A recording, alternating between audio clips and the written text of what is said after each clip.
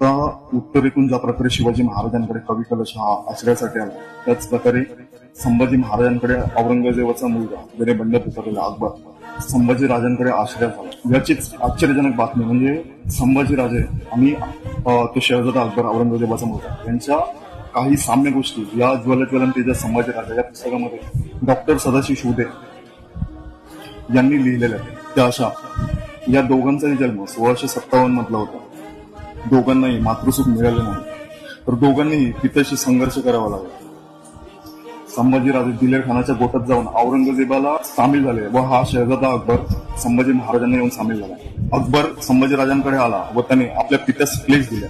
दोघेही तब्येतीने तगडे, रूपाने देखणे, वृद्धीने तल्लख असून दोघेही दुर्दैवी ठरले. संभाजीराजांना वडिलांचे राज्य मिळाले तर अकबराला ते मिळाले नाही.